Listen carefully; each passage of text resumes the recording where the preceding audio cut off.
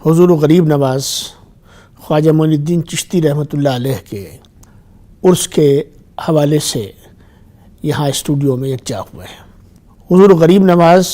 جن کو تمام ہندوستان سلطان الہند کے نام سے یاد کرتا ہے، آپ کی ولادت ایران کے شہر سنجار میں 530 ہجری میں ہوئی اور 630 ہجری میں آپ نے اس دنیا فانی سے پردہ فرمایا۔ اس کا مفہوم یہ ہوا کہ لگ بھگ 95 برس کی آپ کی عمر ہوئی۔ میں یہاں یہ بتاتا چلوں کہ 15 سال کی عمر میں آپ اپنے والد کی سرپرستی سے محروم ہو گئے۔ اس طرح یہ یوں کہیے عام فہم زبان میں کہ 15 سال کی عمر میں آپ کے سر سے آپ کے والد کا سایہ اٹھ گیا۔ اس کے 15 سال تک آپ تقریباً 15 سے لے کے اور لگ بھگ 30 سال کی عمر تک جو ہے وہ آپ معرفت الہی کے لیے سمجھیے مختلف جگہوں پہ آپ جاتے رہے، در در کی ٹھوکریں آپ کھاتے رہے اور کوشش کرتے رہے کہ میں کچھ چیزوں کو، ان کی گہرائیوں کو،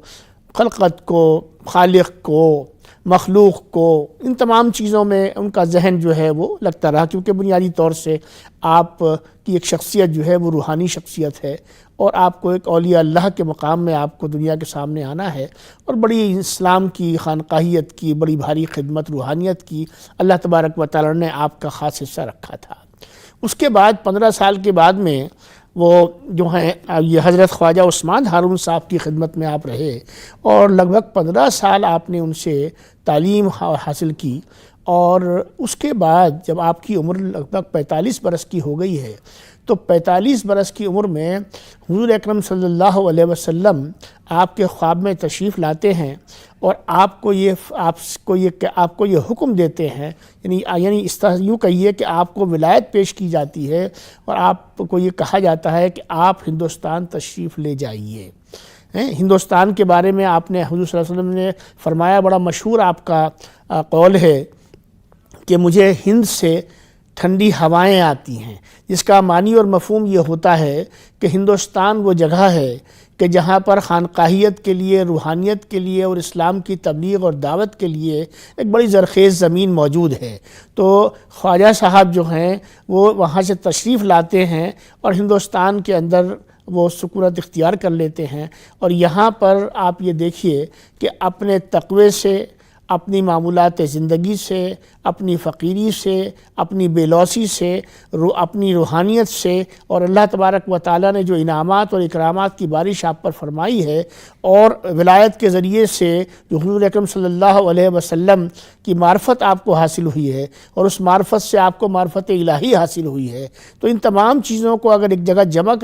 کیا جائے تو آپ کے سامنے حضرت خواجہ معین الدین چشتی رحمۃ اللہ علیہ کی وہ عظیم الشان، عظیم المرتبت جو ہے، ایک روحانی شخصیت جو ہے، ایک ولی کی، ایک اولیاء اللہ کی جو شخصیت ہمارے سامنے آتی ہے اور اس طریقے سے پھر وہ اپنے آپ کو دنیا کے سامنے، وہاں کے لوگوں کے سامنے پیش کرتے ہیں۔ اجمیر جیسے شہر میں جہاں پر مسلمان کا میم بھی شاید نہ پایا جاتا ہو، یہ اس ملک کی حسن زن ہے، یہ اس ملک کی خوبصورتی ہے کہ اس نے تمام مذاہب کو، تمام قسم کے ثقافتوں کو، ہر قسم کی تہذیب کو، ہر قسم کی روایات کو، ہر قسم کی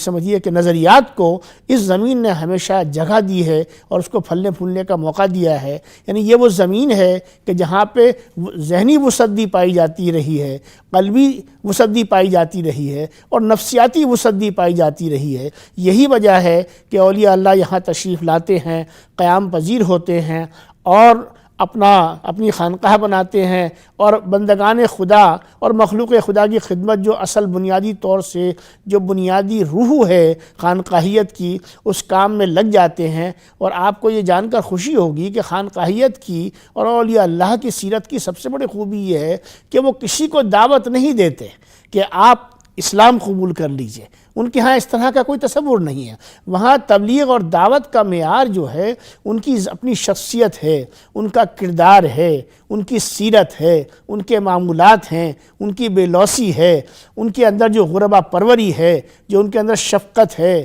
جو ان کے اندر سخاوت ہے، جو یعنی ایک جو ہر دل عزیزی ہے، نرم گفتاری ہے، یعنی یہ تمام وہ خصوصیات ہیں کہ جب ان چیزوں کو انسان دیکھتا ہے اور دنیا داری نہیں ہے، فقیری کی انتہائی کیفیات ہیں، یعنی یہ وہ میدان ہے کہ جس میں فقیری ہی اصل رئیسی ہوتی ہے، یعنی دنیا اور دنیاوی مال و متاع بہت پیچھے رہ جاتے ہیں۔ مادیت پرستی کی خانقاہیت اور روحانیت میں کوئی زمین نہیں ہے، اس کی کوئی جگہ نہیں ہے۔ جب حضور غریب نواز نے اپنا وہاں سلسلہ شروع کیا تو آج یہ اس کا ثمرہ ہے، اس کا یہ پھل ہے کہ آپ کے ہاتھ سے 90,000 لوگ مشرف اسلام ہوئے۔ یعنی یہ سمجھ لیجئے کہ آپ کے ہاتھ سے اس طرح سے لوگوں کا جوک در جوک جو ہے وہ اسلام کے اندر شامل ہونا، یہ اس بات کا بیان ثبوت ہے اپنے آپ میں، اور ایک نظیر ہے کہ اسلام جو ہے اس خطے کے اندر وہ تبلیغ سے یا دعوت سے نہیں بلکہ کردار سے پھیلا ہے۔ اولیاء اللہ جو ہیں ان کی بہت بڑی تعداد ہمارے ہندوستان کے اس پورے خطے کے اندر پھیلی ہوئی ہے، اور جگہ جگہ جو ہے یہی چراغ جو ہے روحانیت کے جگہ جگہ روشن ہے، اور ہر ولی نے اپنے دور میں اپنی خدمات سے اور اپنی ان تعلیمات سے اور اپنی ترتیب بندی اور ترکیب بندی سے یہ سمجھ لیجئے کہ اس چراغ کو جلایا، اور اللہ کا کرم یہ رہا کہ یہ چراغ جو ہے وہ پھیلتا ہی چلا گیا، اور آج یہ دیکھیے کہ آج یہ اسی کا ثمرہ ہے کہ اس انڈین سب کانٹیننٹ کے اندر تقریباً 65 سے 70 کروڑ مسلم آبادی جو ہے وہ پائی جاتی ہے۔ حقیقت یہ ہے کہ اسلام کا جو اصل پیغام ہے، یعنی اسلام جس کے معنی ہی سلامتی کے ہیں، اور مسلمان کون ہوتا ہے؟ مسلمان وہ ہوتا ہے کہ جو سلامتی کے لیے جیے، سلامتی کے لیے مرے، سلامتی کے لیے اپنی خدمات پیش کرے، امن کے لیے، بھائی چارگی کے لیے، ایک بے لوثی کے ساتھ میں اپنے پڑوسی کے ساتھ، اپنے بھائی کے ساتھ، اپنے دوسرے مذاہب کے ماننے والوں کے ساتھ، ہر شخص کے ساتھ میں، جس کے ہاں کوئی تعصب کی زمین نہیں ہے، جس کے ہاں کسی قسم کا کوئی تنگ نظری کا یا تنگ دامنی کا تصور نہیں ہے، بلکہ اس کا در، اس کے دروازے، اس کا دامن کھلا ہے ہر اس شخص کے لیے جو وہاں آنا چاہتا ہے۔ یہ وہ در ہے جہاں انسان کا استقبال اور خیر مقدم ہوتا ہے، یہ وہ در ہے جہاں ہندو اور مسلمان اور سکھ اور عیسائی اور جین اور بدھ اور یہودی یہ اس کا تصور نہیں ہے، یہاں انسان کا خیر مقدم ہے اور انسانیت کا خیر مقدم ہے۔ آپ خواجہ حضور غریب نواز کے مزار شریف پہ آپ تشریف لے جائیے تو آپ کو یہ لگے گا کہ یہ مزار شریف جو ہے یہ مسلمانوں کا نہیں ہے، یہ انسانوں کا ہے، یہ ہندوستان کا ہے، یہ تمام عالم کا ہے، کیونکہ وہاں جو آتا ہے وہ اپنی منتیں لے کے آتا ہے، اپنی فریاد لے کر آتا ہے، اور اس کو اپنی فریاد اللہ تبارک و تعالیٰ کے فضل و کرم سے اور آپ کی وسادت سے اور آپ کے وسیلے سے وہ منتیں پوری ہوتی ہیں۔ حقیقت یہ ہے کہ حضور غریب نواز کی جو شخصیت ہے اور آپ کا جو کردار اور جو لیگیسی آپ نے اپنے پیچھے چھوڑی ہے، یعنی وہ آج کی اس دنیا میں، جبکہ آپ دیکھیے کہ ہر طرف جو ہے کہیں ایک نفرت کی آندھی چل رہی ہے، تشدد بڑھ رہا ہے، آپسی رواداریاں کم ہو رہی ہیں، اخلاقی گراوٹ کا ہمارے معاشرے کو سامنا ہے، اور اس کے علاوہ ایک دوسرے پر سے بھروسہ اٹھ رہا ہے، پڑوسیوں کے اندر وہ قربت، وہ محبت، وہ الفت، وہ ایک دوسرے کے ساتھ میں شراکت، اشتراکیت جس کو ہم کہتے ہیں، کا جو ہندوستان کی خوبصورتی تھی، جو ماحول تھا، اس ماحول کے اندر آج سیندھ لگی ہوئی دکھائی دیتی ہے۔ میں یہ شکایت کے طور پہ نہیں کہہ رہا، بلکہ میں یہ کہ کیونکہ میں حضور غریب نواز کی بات کر رہا ہوں، میں یہ سمجھتا ہوں کہ یہ چیلنج ہمارے پورے ہندوستانی معاشرے کا چیلنج ہے۔ جو نظریات پیوست ہیں، حقیقت یہ ہے کہ خانقاہیت اور اولیاء اللہ کی زندگی میں سمجھتا ہوں اس کی ایک زندہ مثال ہے۔ آج ضرورت اس بات کی ہے کہ اس ایسی صورتحال میں جب کچھ ہم اپنی بنیادی اقدار سے ہلتے ہوئے، پھسلتے ہوئے، ہٹتے ہوئے اور اس میں انتشار پیدا کرتے ہوئے دکھائی دیتے ہیں، تو ایسی صورتحال میں تو یہ گزارش کروں گا آپ کے اس توسط سے، آپ کے چینل کے توسط سے، کہ آئیے ہم حضور غریب نواز کی جو 3 بنیادی تعلیمات ہیں، شفقت کا مطلب ہوتا ہے ہر شخص کی طرف جب آپ کی آنکھ اٹھے تو محبت سے اٹھے، اٹھے، جب آپ کی زبان بولے تو محبت کے بول بولے، جب آپ کے ہاتھ اٹھیں تو محبت کے وستار کے لیے، اس کی ترقی کے لیے، اس کو بڑھانے کے لیے، جو دوسرے کو گلے لگانے کے لیے آپ کے ہاتھ اٹھیں، جب آپ کے قدم چلیں تو قدم محبت کے لیے چلیں نہ کہ نفرت کے لیے چلیں، جب آپ کی فکر آپ کے اندر پیدا ہو تو فکر جو ہے محبت کی فکر ہو، گلے لگانے کی فکر ہو، ایک دوسرے کے ساتھ میں مل جل کر رہنے کی فکر ہو، ایک دوسرے کے غم کے اندر اور خوشی کے اندر برابر سے شریک ہونے کی ہو، جس کے اندر حسد نہ ہو، جس کے اندر جلن نہ ہو، جس کے اندر فتنہ نہ ہو، جس کے اندر شر نہ ہو، جس کے اندر جو ہے صرف اور صرف بنیادی طور سے جو چیز ہو وہ شفقت ہونی چاہیے۔ اور شفقت کا ایک پہلو یہ بھی ہوتا ہے کہ بڑا چھوٹے پر، یعنی باپ کی جو ہے اپنے والد کی جو ہے اپنی اولاد پہ شفقت ہوتی ہے، اور میرے حضور غریب نواز کی شفقت پورے ہندوستان پہ، پورے عالم پر ہے، یہ اسی لیے آپ کو سلطان الہند کہا جاتا ہے۔ اور دوسری بنیادی جو آپ کی تعلیم ہے وہ سخاوت کی ہے۔ سخاوت کی تعلیم کا مطلب یہ ہوتا ہے کہ انسان اپنے وسائل سے بڑھ کر، اپنی سکت سے بڑھ کر، اپنی نیت کے اندر ایک ایسی انتہائی کیفیت رکھتا ہے جس کے اندر وہ ضرورت مند کی، حاجت مند کی، اپنے ساتھی کی، اپنے پڑوسی کی، اپنے بھائی کی، اپنے عزیز کی، اپنے رشتہ دار کی، اپنے وطن کی، اپنے وطن والوں کی کے لیے جو ہے وہ تن من دھن سے، جو جس کو کہتے ہیں دیسی زبان میں تن من دھن سے بھی آگے بڑھ کر ایک ایسی کیفیت میں اپنی شخصیت کو، اپنے کردار کو وہ پروان چڑھاتا ہے اور پیش کرتا ہے کہ جس سے لوگ اس کے گرویدہ ہو جاتے ہیں۔ اور تیسری چیز جو ہے آپ کو غریب نواز کہا جاتا ہے، کیونکہ غربا پروری جو ہے وہ آپ کی تعلیمات کا محور ہے۔ لنگر سازی کا جو ایک سلسلہ ہے وہ انہی راستوں سے وہ سلسلہ ہو کر گزرتا ہے، یعنی غریب کو کھانا کھلانا۔ کہنے میں بڑا آسان لگتا ہے، لیکن دوستو تصور کیجئے کہ وہ شخص، وہ بچہ یا وہ عورت یا وہ مرد یا وہ بوڑھا یا وہ جوان جس کو کئی وقت سے مان لیجئے کہ فاقے میں ہے، اس کو کھانا نہیں ملا، اس کو کہیں سے محبت نہیں ملی، اس کو کہیں سے روزگار نہیں ملا، اور ایک ایسے شخص کو ایسی صورتحال میں کیا چاہیے ہوتا ہے؟ اسے تین ہی چیزیں چاہیے ہوتی ہیں، اور وہی تین چیزیں جس کا میں نے ابھی آپ سے ذکر خیر کیا کہ حضور غریب نواز کی ہیں کہ شفقت چاہیے۔ پہلی بات تو یہ ہے کہ آج کل آپ دیکھیں جب ہم غریب کو دیکھتے ہیں تو ہم غریب کو دھتکارتے ہیں۔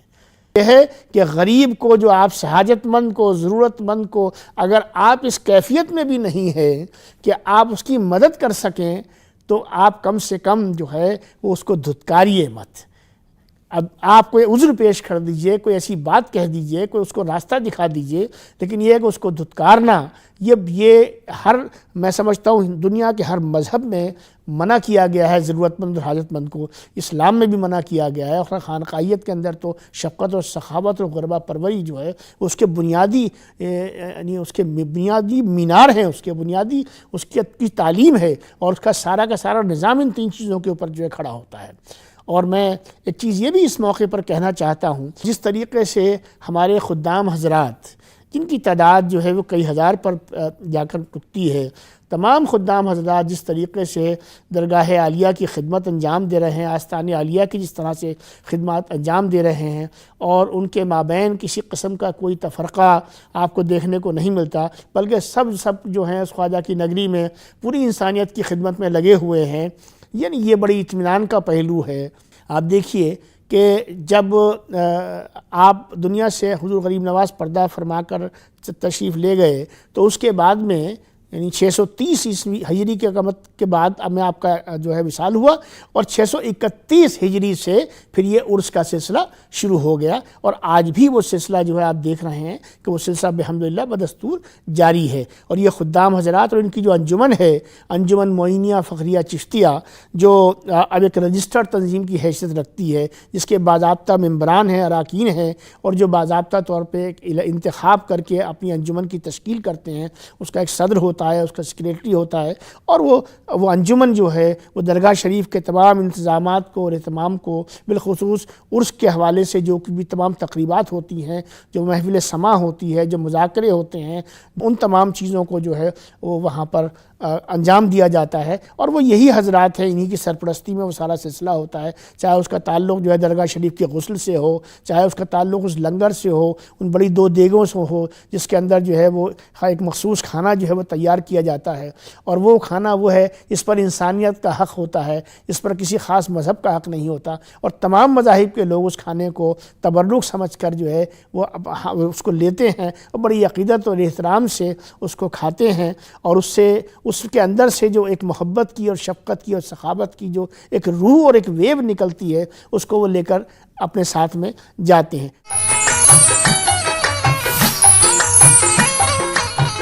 خاص طور سے آپ تمام حضرات کی توجہ دلانا چاہتا ہوں وہ یہ ہے، دیکھیے آج کی اس دنیا میں جبکہ ہم حضور غریب نواز کی بات کر رہے ہیں، اولیاء اللہ کے کردار کی بات کر رہے ہیں، امن صلح اور سلامتی کی بات کر رہے ہیں، فتنوں کی جڑ کو ہم جو ہے وہ محبت کے ذریعے سے اس کی آبیاری کرنا چاہتے ہیں، اور فتنے پہ جو ہے محبت سے ہم قابو پانا چاہتے ہیں، اس کی ہم بات کر رہے ہیں۔ تو ہمیں یہ دیکھنا ہوگا کہ آج کی اس دنیا میں ایک اصطلاح چل رہی ہے ریڈیکلائزیشن کی۔ ریڈیکلائزیشن کا مطلب یہ ہوتا ہے کہ مذہب کا جو بنیادی تصور ہے، بنیادی تصور کیا ہے؟ مذہب کوئی بھی ہو، ہر مذہب،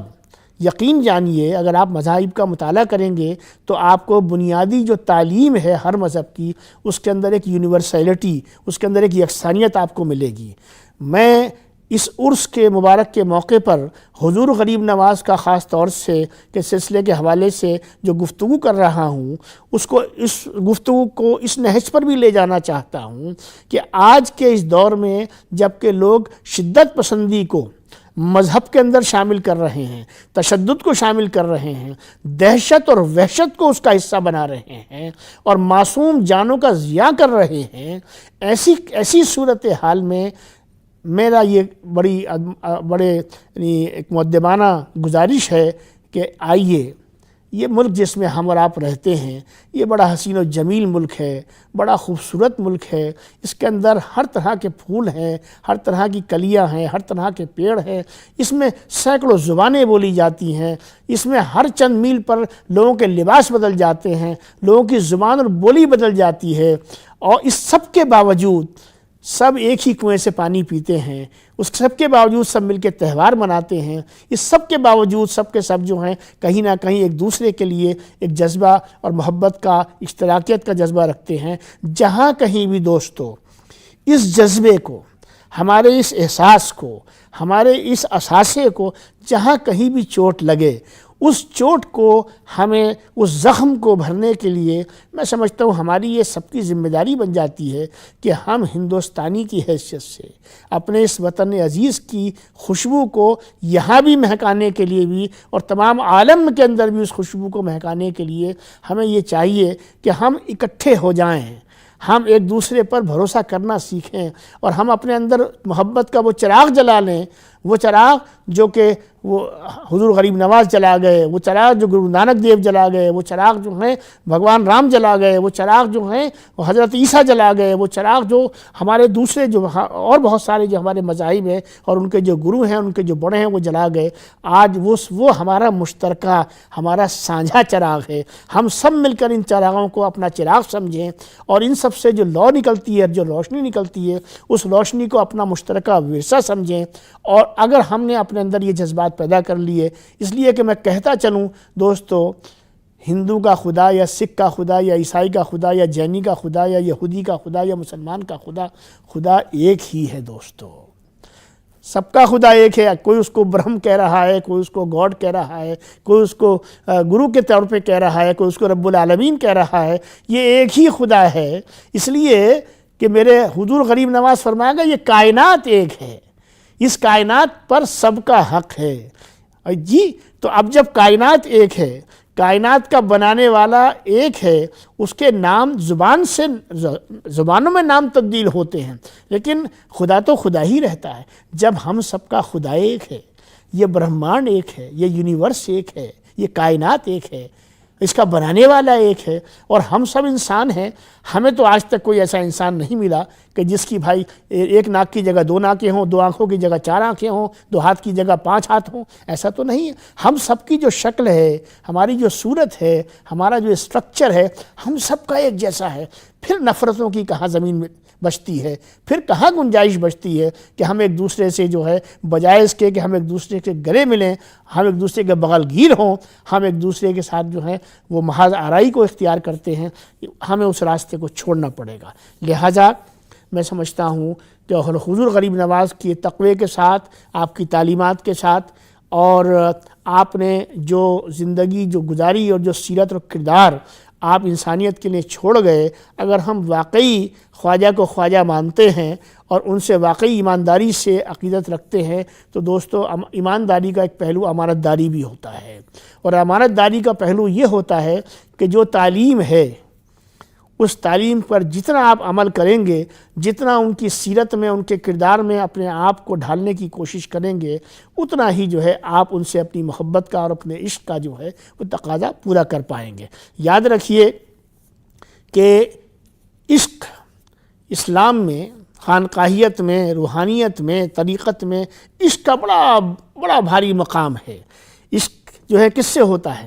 عشق جو ہے اللہ تبارک و تعالیٰ کی ذات سے ہوتا ہے، اور اس کے بعد کس سے ہوتا ہے؟ اس کے بعد انبیاء کرام سے ہوتا ہے، حضور پاک صلی اللہ علیہ وسلم سے ہوتا ہے۔ معرفت الہی حاصل ہی نہیں ہو سکتی جب تک کہ آپ معرفت الہی کے ذریعے ہی تو آپ معرفت رسول تک پہنچتے ہیں، اور جب معرفت رسول تک آپ پہنچتے ہیں تو آپ عشق کی انتہائی کیفیات کے اندر پہنچ جاتے ہیں، پھر آپ کو ولایت ملتی ہے، آپ ولی ہو جاتے ہیں، آپ اولیاء اللہ کی فہرست میں آ جاتے ہیں، آپ معصومین ہو جاتے ہیں، آپ دنیا کے لیے، معاشروں کے لیے ایک زندہ مثال بن جاتے ہیں، ایک چلتی پھرتی لیبوریٹری بن جاتے ہیں، اور آپ اپنے پیچھے ایک ایسا اثاثہ چھوڑ جاتے ہیں جس اثاثے کو ہم صرف عرس بنا کر جو ہے یہ نہ سمجھے کہ ہم نے اس کا حق ادا کر دیا۔ مزار شریف پر چادر پوشی کر کے، پھول چڑھا کر، حاضری دے کر، اور وہاں کھڑے ہو کر فاتحہ پڑھ کر، اور وہاں پر جو ہے اپنی منتوں کے دھاگے باندھ کر اگر ہم یہ سمجھتے ہیں کہ ہم نے حضور غریب نواز کا حق ادا کر دیا، تو میں یہ سمجھتا ہوں کہ آپ نے ان کا حق ادا نہیں کیا، آپ نے ان کے ساتھ ناانصافی کی، کیونکہ ان کی سیرت، ان کا کردار اور ان کی تعلیمات اگر آپ کی زندگی میں نہیں آئیں تو اس کا مطلب یہ ہوا کہ سطحی طور پر آپ کا جو عشق ہے اس میں کہیں نہ کہیں مادے کو زیادہ حیثیت حاصل ہے اور معرفت کو حیثیت جو ہے وہ کم حاصل ہے۔ اس لیے آخر میں یہی جملہ پیش کرتے ہوئے کہ معرفت کے راستے کو اختیار کریں، اور وہ راستہ جو ہے آپ کے کردار سے، آپ کی تعلیمات سے، آپ کی زندگی سے، آپ کے معاملات سے حاصل ہوگا۔ جو دوسری چیزیں ہیں میں ان کی مخالفت نہیں کر رہا، میں ان پر کوئی سوال نہیں اٹھا رہا، لیکن ایک توازن کی طرف میں اشارہ کر رہا ہوں۔ اگر وہ توازن قائم رہے گا تو یقینی طور پر ہم سمجھتے ہیں کہ ہم عرس منانے کا بھی حق ادا کر پائیں گے، اور حضور غریب نواز سے جو ہماری وابستگی ہے اور اس سے جو ہمارا روحانی تعلق ہے، ہم اس کا بھی حق ادا کر پائیں گے۔ وطن عزیز کو عظیم تر بنائیں، روحانیت کو اختیار کریں، محبت کے پل بنائیں۔ میں سمجھتا ہوں یہی اس عرس کا بھی پیغام ہے، اور جیسے میں نے پہلے کہا کہ شفقت، سخاوت اور غربا پروری کو